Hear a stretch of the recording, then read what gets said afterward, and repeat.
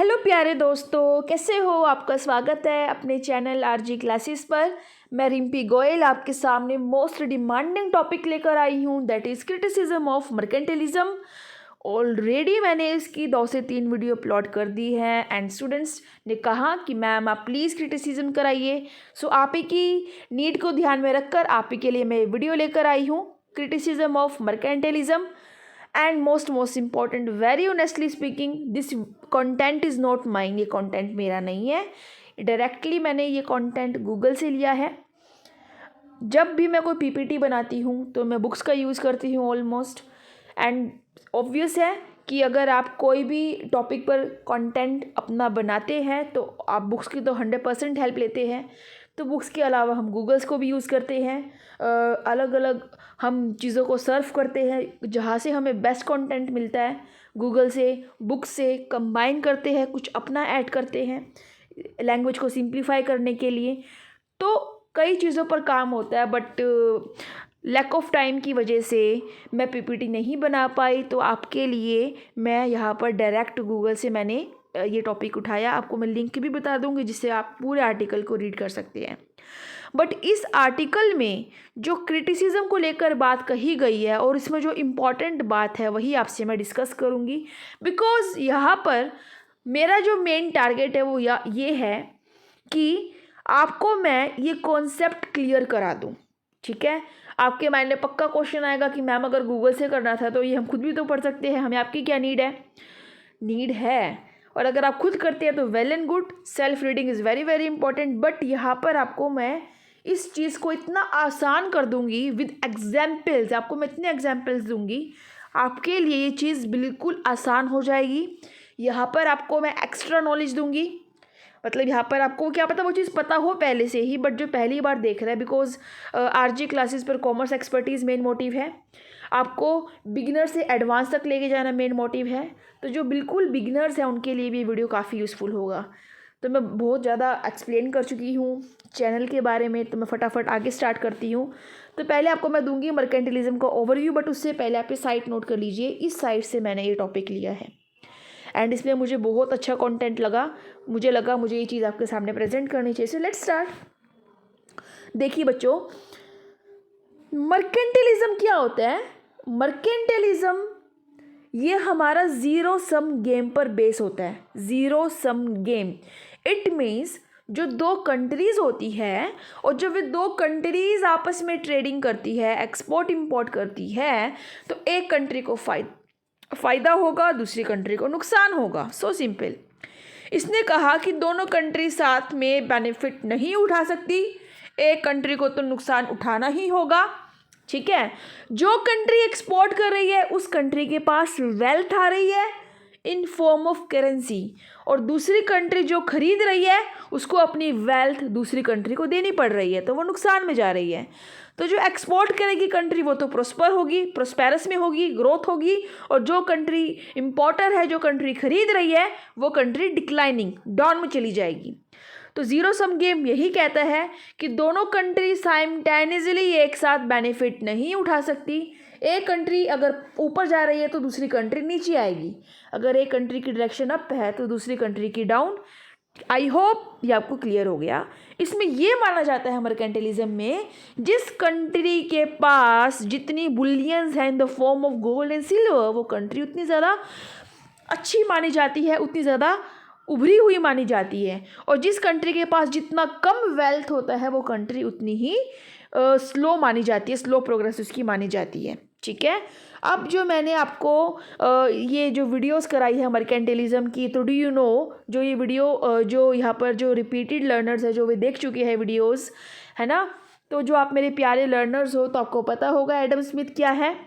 तो यहाँ पर मैं आपको बताना चाहूँगी थोड़ा एडम स्मिथ की डिटेल में, जो यहाँ पर नए यूज़र्स हैं, नए लर्नर्स हैं। देखिए बच्चों, जो वेल्थ एडम स्मिथ ने दिया था द वेल्थ ऑफ नेशन 1776 में, और उसमें क्या बात की गई, इन्होंने फ्री ट्रेड के बेनिफिट्स को आर्ग्यू किया, मतलब फ्री ट्रेड के बेनिफिट्स को एक्सप्लेन किया इसके अंदर, एंड क्रिटिसाइज़ किया मोनोपोली की इनएफिशिएंसी को। एडम स्मिथ ने मोनोपोली की जो इनएफिशिएंसी है उसको क्रिटिसाइज़ किया। अब मोनोपोली क्या होता है? जहाँ पर when there is only one seller and large number of buyers, बेचने वाला एक, खरीदने वाले बहुत सारे, दैट इज मोनोपली। इसमें एक टर्म यूज की जाती है प्राइस डिस्क्रिमिनेशन। इट मीन्स जब सेलर डिफरेंट बायर से डिफरेंट प्राइसेस चार्ज करता है, that is price discrimination. And एक टर्म है मोनोपोलिस्टिक कंपटीशन, जहाँ पर होता है प्रोडक्ट डिफरेंशिएशन।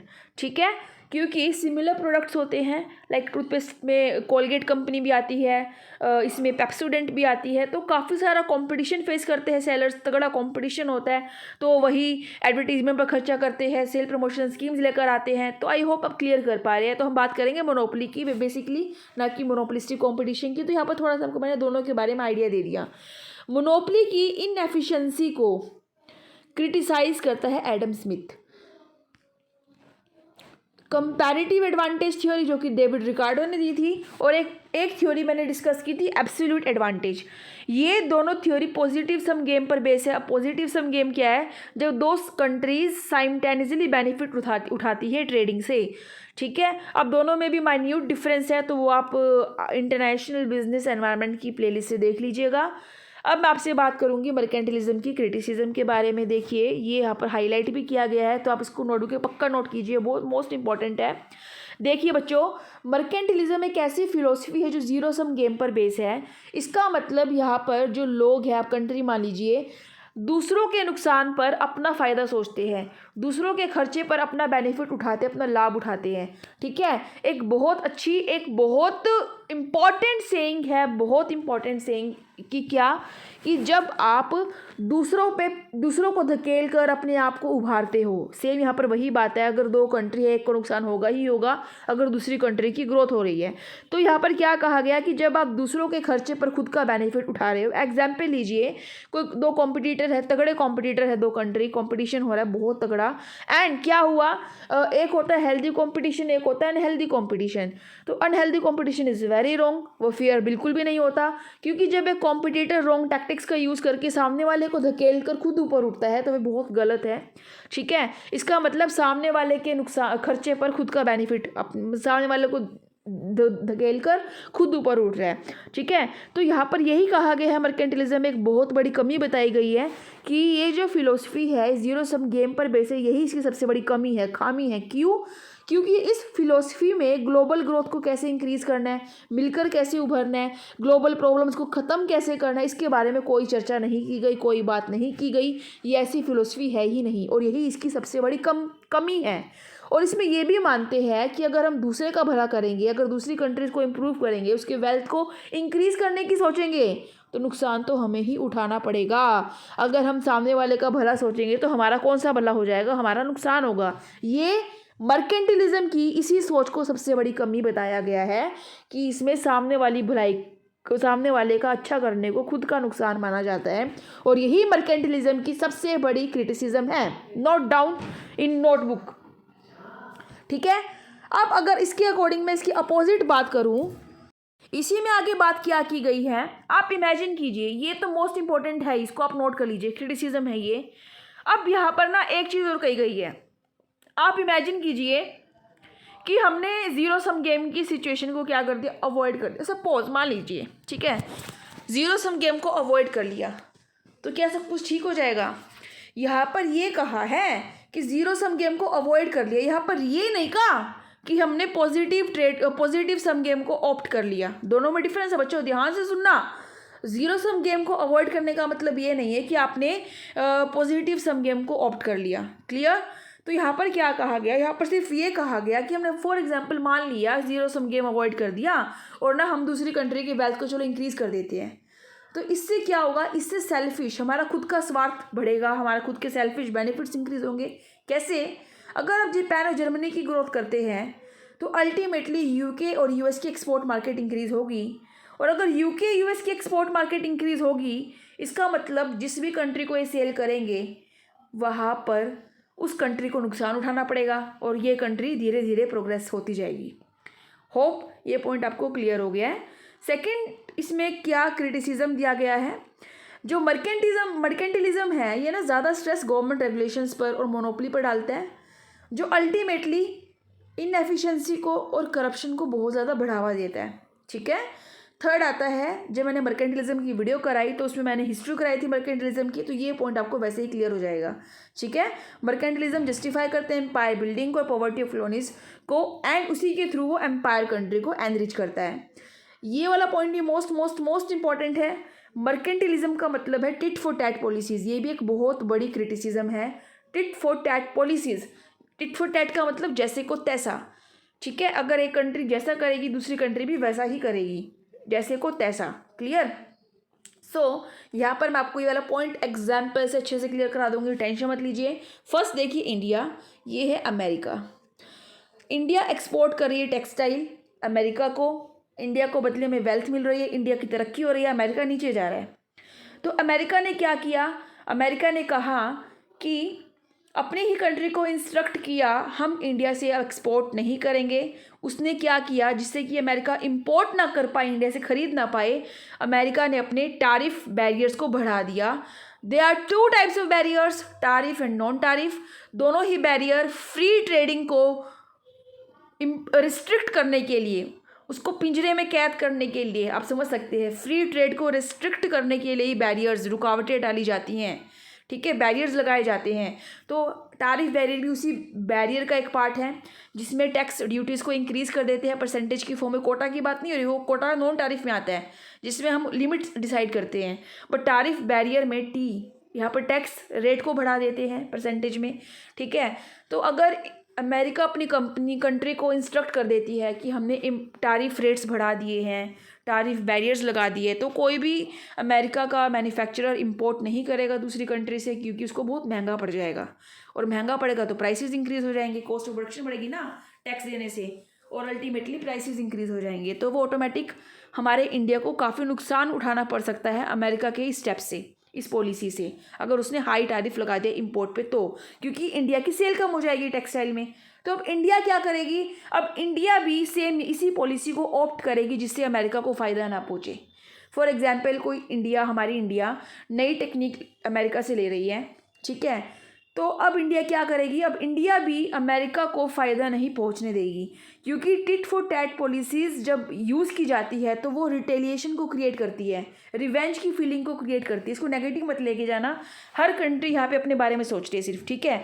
तो अब जो हमारी इंडिया है वो हमारे इंडिया को इंस्ट्रक्ट करेगी मैन्युफैक्चरर्स को कि हमने टैक्स रेट इंक्रीज़ कर दिया है इंपोर्ट्स पर, तो अगर आप अमेरिका से कुछ भी ख़रीदते हैं तो आपको हाई टैक्स हमें देना पड़ेगा, हाई ड्यूटीज़ देनी पड़ेगी हमें।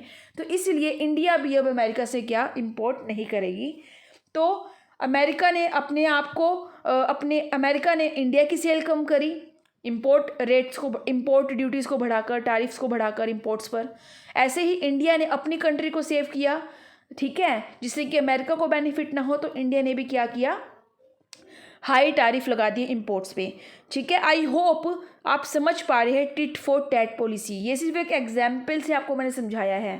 ठीक है। यहाँ पर रिवेंज नेगेटिव में मत लेके जाना। इंडिया के कोई भी कंट्री अपने बेनिफिट के लिए सोचेगी, तो इंडिया अपने बेनिफिट के लिए काम कर रही है, अमेरिका अपने बेनिफिट के लिए काम कर रही है। जैसे अमेरिका ने पॉलिसी ऑप्ट करी हाई टैरिफ की, सेम वही पॉलिसी इंडिया ने भी ऑप्ट करी हाई टैरिफ की। ठीक है। सो आई होप ये पॉइंट आपको क्लियर हो गया। तो ये एक बहुत बड़ी क्रिटिसिज्म कही गई है कि मर्केंटिलिज्म में अगर एक कंट्री कोई हाई टैरिफ की पॉलिसी ऑप्ट कर लेती है जिससे कि दूसरी कंट्री को फ़ायदा ना हो, तो वो दूसरी कंट्री जिसको फ़ायदा नहीं हो रहा वो भी वही सेम पॉलिसी ऑप्ट करेगी जिससे उस कंट्री को फ़ायदा ना हो, जिसने हमें रोका फ़ायदा होने से। ठीक है। सो आई होप बच्चों आपको मर्केंटिलिज्म की क्रिटिसिज्म क्लियर हो गई। इसमें सबसे बड़ी क्रिटिसिज्म यही है कि इसमें ग्लोबल ग्रोथ के बारे में नहीं सोचा जाता, जो ग्लोबल लेवल पर प्रॉब्लम्स उसको कम कैसे करे उसके बारे में नहीं सोचा जाता। इसमें हर कोई अपने आप के बारे में सोचता है। मर्केंटिलिज्म में हम कैसे उभरे सामने वाले के खर्चे पर, इसमें ये चीज़ पर ध्यान दिया जाता है, जो कि एक बहुत बहुत बड़ी कमी है, एक बहुत बड़ी क्रिटिसिज्म है। सो होप आपको ये पॉइंट क्लियर हो गया है। कोई भी डाउट है तो आप कमेंट में पूछिए, कोई दिक्कत नहीं है। गाइस आप सब्सक्राइब जरूर कर दीजिए आरजी क्लासेस को। 96% वॉच टाइम जो है वो नॉन सब्सक्राइबर से है, तो आप क्यों कंजूसी कर रहे हैं। फटाफट सब्सक्राइब कर दीजिए, बेल आइकन को प्रेस कर दीजिए, दिल खोलिए अपना और अपने खूब सारा प्यार दीजिए, खूब लाइक्स दीजिए वीडियो को। कोई डाउट है तो कमेंट में पूछिए, आपके साथ मैं हमेशा रहूँगी। चैनल का मेन मोटिव है कॉमर्स एक्सपर्टीज़, कि आपको कॉमर्स में जो भी सब्जेक्ट्स आप पढ़ रहे हैं, whether business environment, business finance, business management, business economics, anything and everything आपको यहाँ पर कराया जाएगा। ठीक है, मैंने बिजनेस फाइनेंस का ऑलमोस्ट कंप्लीट करा दिया है। जो टॉपिक्स रह जाते हैं वो मैं बाद में कवर कराऊंगी, सब कुछ कराऊंगी। आपको सारा कॉमर्स का डाटा आपको इस चैनल पर मिल जाएगा, A to Z होता है ना, A to Z। आपको कॉमर्स का कंप्लीट डाटा आपको इस चैनल पर मिल जाएगा। धीरे धीरे मैं चीज़ों को इंक्रीज़ कर रही हूँ, लेक्चर्स बढ़ा रही हूँ, लाइव क्लासेस लेती हूँ मैं डेली। तो आप चैनल के साथ टच में रहिए। सो मिलते हैं नए लेक्चर में। कोई डाउट है तो ज़रूर पूछिए, मोस्ट वेलकम।